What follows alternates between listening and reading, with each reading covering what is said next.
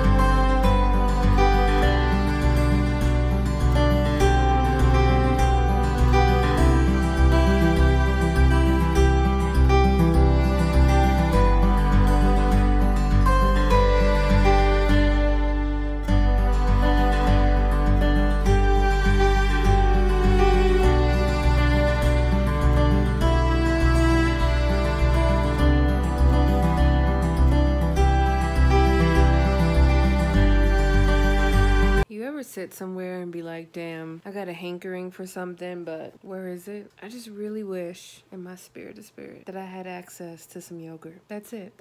That's really all I wanted to say.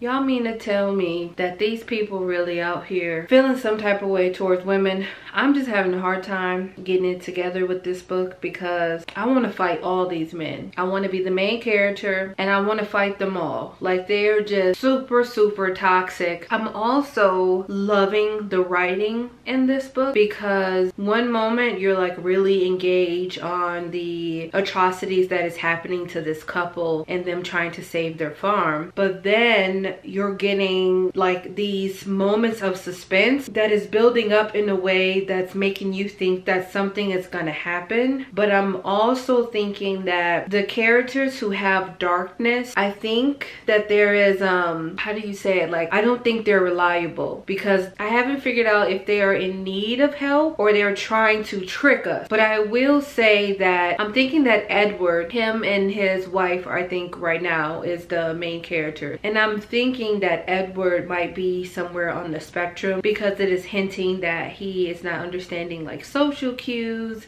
he's not understanding, you know, like facial expressions and things like that. So I'm thinking maybe he's on the spectrum, but I'm also not liking the way that people know that of him, is trying to manipulate him and use him. And it is very interesting in this book how God is being weaponized and how God is being used as an excuse for people to just be shitty. You know, I don't think that's okay, and I don't think that's fair to people who follow God in the way that makes sense to them in a good way, I would say. I also understand how it's being represented in this book, and I think that it's needed for the plot to keep going. I don't know if you can see that, but I'm like 15% into the book, and I'm hoping that I can finish most of this book tonight and tomorrow. And you know, let's just finish the vlog and I'll pop in and I'll talk about some things, and I'm trying to keep it as spoiler free as possible, and then I'll also include like some random b-roll as well.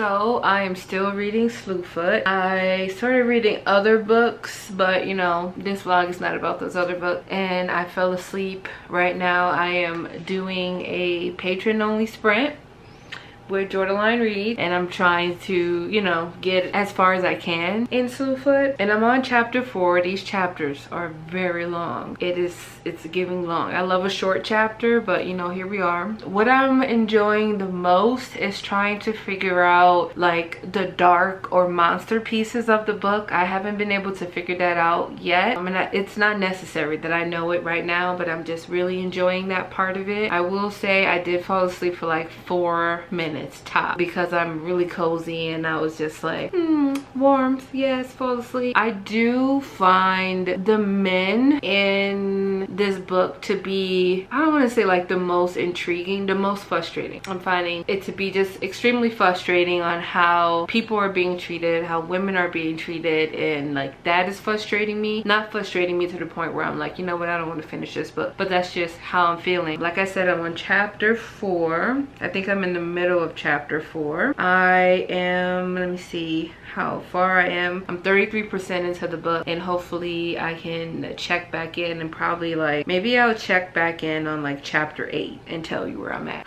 I got to chapter 8, and I feel like if I tell y'all what happened in chapter 8, I'm spoiling. What I will say is the 2 main characters that we were introduced to in the beginning have been going through it. There are some spirits. It is unsure to know if the spirits and the monsters are malicious. We're still trying to figure that out. People are really trying to save Pawpaw, or entities are really trying to save Pawpaw. Pawpaw don't really know who he is, right? Spirit, who we haven't quite figured out. Is the spirit evil? Is it not evil? What is its relationship with, I think, Abigail or Abby? I keep forgetting the name of the main character, but I do know that it starts with an A. The creepiness and the suspense is really making this a really good book for me. I do find the pace to be a little bit slow for my liking, but that is not distracting from the plot and how I feel about the book overall. So that is what I will say right now as I have arrived to chapter 8 and reading into chapter 8. Right now I am starving. I had that burger earlier. I do have another burger, but I'm wondering if I should eat 2 burgers today. That's probably too much beef. I don't even really eat that much beef, but it's happening lately. I've just been beefing it up. So I'm gonna take a break from that because I even like feel it in my body, and let's not do that. But what we are gonna do is, you know, that like tomato feta cheese thing that people have been doing on TikTok, whatever. I'm going to try to recreate that vegan. Yay! Let's do it. All right, y'all, we have the pan. Pan is ready. Warning, I am about to season, warning, I'm about to season the mess out of this, okay? So I've been having this cheese for a while now. You see stuff on top of it because something spilled, but I'm gonna clean that off. But I'm going to use this before it go ahead and misfire on me. So all right, placing that block right there in the middle. These are some cherry tomatoes that I've had, but I haven't used them because I don't know what to use them for. And you can see they starting to head on out. So let me rinse these and put them in there too. So the big reason why this is happening is because I need to use up the food. I hate it when my food goes bad. I really can't stand that. Okay, so we got that going on. I have the oven set for 475. A part of me feels like I should have put these tomatoes in later, only because it takes a long time for fake cheese to melt. It takes a really long time for fake cheese to melt. So that's what I think I'm going to do. I don't want to have overdone, burnt up, well, let's season it all together, but I don't want to have burnt up cherry tomato. So what we're going to do here, we're going to just go ahead and put some olive oil on that. And then we're going to put a generous amount of this Italian seasoning. I'm still trying to figure out what makes it Italian seasoning, but maybe y'all have the answers. I'm gonna be generous with salt. And the only reason why I said I'm gonna be generous, because I tend to undersalt. I really do. I don't know why that is, but you know, that's just where I'm at. I put on some garlic powder you just saw. See how I can make this. Okay, there you go. Let's switch up an angle. So I'm going to also put a lot of crushed red peppers on this, because the other day I tried to make something spicy and I didn't. So yep, that's how we're gonna do that. And then always cumin. I don't know why I'm obsessed with cumin, but that's just really where I'm at. Okay, all right, I'm gonna get this a little tossy-roo up in here, not on the side. And then I'm gonna put these tomatoes in this bowl, and then I'll put them in there later. I'm thinking using this ain't gonna work. So seasoned, those look pretty. Okay, all right, so we're gonna put that to the side and we're just gonna let this stay in here the way that it is. But I will add a little bit more olive oil. I'll lift it up, put it at the bottom too, because I realized it wasn't at the bottom. So there we go. And I'm gonna put this in the oven probably for like 35 minutes, and then I'll put in the tomatoes. But I wanna see first how it's gonna melt. Like I said, it takes forever for fake cheese to melt. All right, y'all, turns out this must be just the best melting cheese ever, because I just put it in there not even 20 minutes ago, and look at it. So it still has some melting to do, so I'm just gonna throw them in and then we'll see what's going on later. Anything for good lighting. No, I'm just kidding. Okay, y'all, so this is the end of the vlog.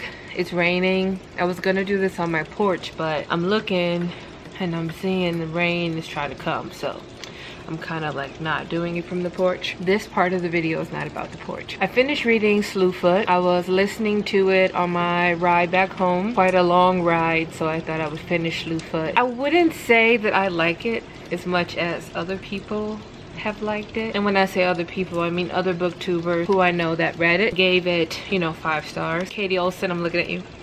Jordan Reads, I'm looking at you. But I will say this, it was entertaining. I had a good time reading it. It was very creepy. The horror was definitely there. There was no mistake in my mind that I was not reading a horror novel. The suspense was top tier. The storyline, there were some parts of it that I was like, huh, very interesting choice, author, you know. Overall, the ending pretty much gave me what I needed. Like, I wanted vengeance. I wanted vengeance, and Wallace, who is one of the main characters' brother, started with his shit in the beginning of the book. I wanted some kind of thing to go down, and I definitely got that. I think Abigail or Abigail or Agatha, I'm forgetting her name, but she really held her own. She stuck to her guns. And I also felt like this book had some undertones of like what happens when you don't believe in God, or what happens if you do believe in God, or you lose your footing, or anything like that. I think this book has a deep undertone of that. For me, I never really understand epilogues, so the epilogue at the end for me didn't make or break the book or the reading experience for me. If you like Slewfoot, let me tell you what you also like. I think it's called The Witching by Alexandria or Alexa Henderson. I think it's Alexa Henderson. If you go and watch that book, and I'm probably saying the name wrong, but I'll put the graphic of it right here. That book and this book gives me the same vibes, specifically because I think the setting is the same. For a long time while reading this book, I was very confused, like I said earlier in this vlog, on if someone is a bad guy, or if they're a bad person, or if they're malicious. For me, reading this experience, I just think karma. It's a perfect example of karma. When you ditch things out and you think that you're invincible, and karma comes a-knocking, and you gotta answer the call, whether you like it or not. And this was a perfect example of that. Also, I must say that there's a main character. So the main character, I think her name is Agatha. I'm gonna roll with that. Agatha, close friend, or the person who seemed to support her the most was Sarah. Watching her character development and the changes that happened with her all the way to the end, there was a scene that I found that it was just so sad. I'm not gonna spoil that, but it was really sad. And if you've read this book, you know, maybe we can talk about how that scene was really sad. It's been a long time that I have read a horror novel, and I'm like, wow, that was suspenseful as hell. Like, I found myself being like, you know, scared. I don't know why I'm always washing dishes with my back towards the door, for when I'm reading really scary things. This reading experience and the like creepiness of it really reminded me of Stephen Graham Jones' The Only Good Indian, and the way that things was set up and the way that things were described. It was such a dynamic eeriness to it that I was just like, the eeriness alone is what's scaring me, not the like bloody murder that's happening, right? It was just those parts that I found to be the most scary, and it's also what I like to read in horror books anyway. I just wanted to share this vlogging experience because not often do I read books that like is for the hype or things like that. I do read books as I like want to, but I don't usually talk about it at length like this or make like a special vlog about it in a way like this. I seem to only do like single reviews or like vlogs like this for mysteries and thrillers and horror, and I'm not mad at that. If this is something that you like, if you like vlogs or you want to read more about mystery, thriller, and horror, or you just want me to talk about it because you're too scared to read it, I'm your girl. Hit that subscribe. Is it here? Is it there? Like, whatever, you know. So I will see you in the next video. Thank you for watching. Bye.